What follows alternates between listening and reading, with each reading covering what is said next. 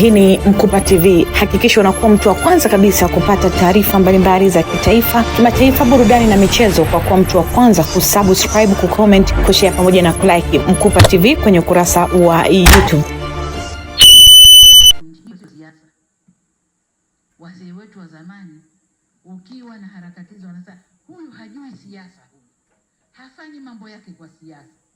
Ina maana siasa maana yake ni usalama. Siasa maana yake ni uungwana. Hiyo ndio maana ya siasa. Sasa kama mtu unampa ruhusa afanye siasa za kisiasa, anakwenda kufanya siasa anazozijua yeye za kuvuruga nchi, hiyo sio siasa. Hiyo sio siasa. Kwa hiyo ndugu zangu, niseme kwamba madai yoyote waliokuwa nayo chama hiki cha siasa au vyama hivi vya siasa hawakupaswa kutumia njia ile kudai kwamba sasa tukae na kwa masharti tuzungumze ili na wenyewe warudi kwenye terms. Hapana, haikuwa hivyo. Lakini kundi la pili, tuangalie vijana. Vijana wetu hawa wameingizwa njiani, wakaimbishwa wimbo wasiojua. Wanadai haki. Haki gani?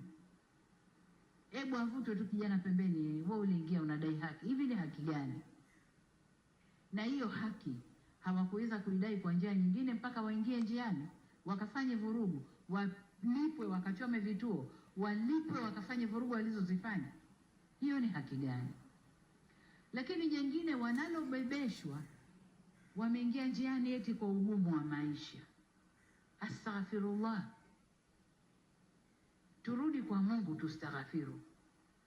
Ningekuwa na uwezo, ningebeba vijana wa Tanzania nikawatupa kwenye nchi tofauti tu hapa Afrika pamoja na majirani zetu, wakaone ugumu wa maisha uliokuwepo, alafu waseme kwamba kwao Tanzania ni pahala pema. Hawana sababu, hawana. Ugumu wa maisha kwa raha zako kabisa. Mwenye ugumu wa maisha kweli kwa raha zake kabisa ataingia njiani akaimbe oyoyoyo, huo ugumu wa maisha. Mwenye ugumu wa maisha ana struggle, anahangaika kutafuta chakula chake cha leo, na wengi walikuwa kwenye kazi zao, wale wana ugumu wa maisha. Hao wengine hawakuwa na ugumu wa maisha, walikuwa wana sababu zao. Kwa wale watafiti wafanye utafiti ndani ya Afrika Mashariki na nje, labda kusini mwa Afrika, waangalie nafasi ya Tanzania kwenye ugumu wa maisha, wende wakaangalie. Kwa vijana wetu wasimezeshwe tu na wenyewe wakameza, hapana.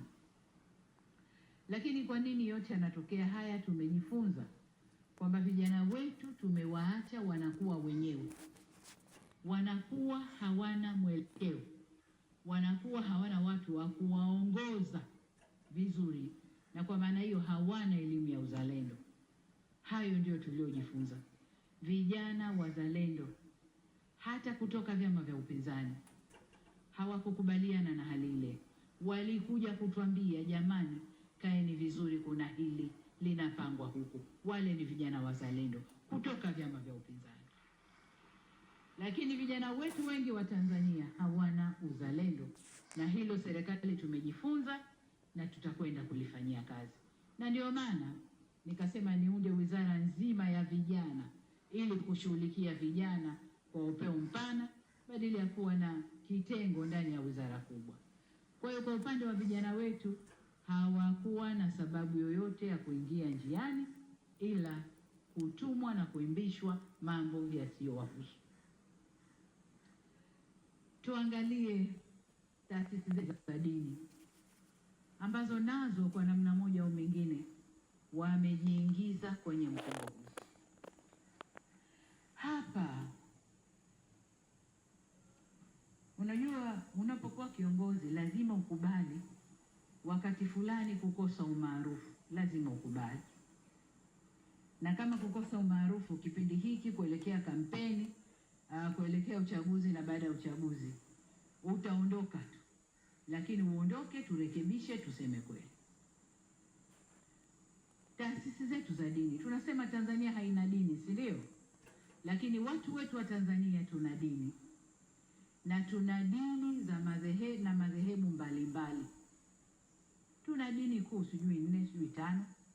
Tuna Wakristo, tuna Waislamu, tuna Mabaniani, tuna mamonki wale sijui Buddha na wengine ambazo ziko huko zinafanya, lakini kubwa ni hizo 4 au 5. Na hizi 4 au 5 zina madhehebu mbalimbali. Kwa Waislamu kuna Sunni, kuna Ibadhi, kuna Bohora, kuna Suminani, kuna mambo mengi tupo. Lakini Wakristo na wenyewe wana madhehebu yao tofauti tofauti. Kikatiba na sheria za nchi, hakuna madhehebu hata moja ya dini yoyote imepewa uwezo kikatiba na kisheria kutoa matamko ya kuoverride madhehebu mengine yote ya dini. Hakuna. Hakuna. Wasitokeze watu wakajibebesha hilo. Siku zote nasema Tanzania hii haina mwenyewe, wenyewe ni sote. Hakuna mwenye certificate anaweza kusema Tanzania ni yangu na itaongozwa ninavyotaka mimi. Hakuna. Tuna sheria zetu, tuna katiba yetu. Tumeamua kwa democratic country tutaendesha demokrasia yetu kwa njia tulizokubaliana. Lakini viongozi wa dini, msijifishe majoho ya kwamba nyinyi ndio mnaweza kuoverrun nchi hii. Hakuna.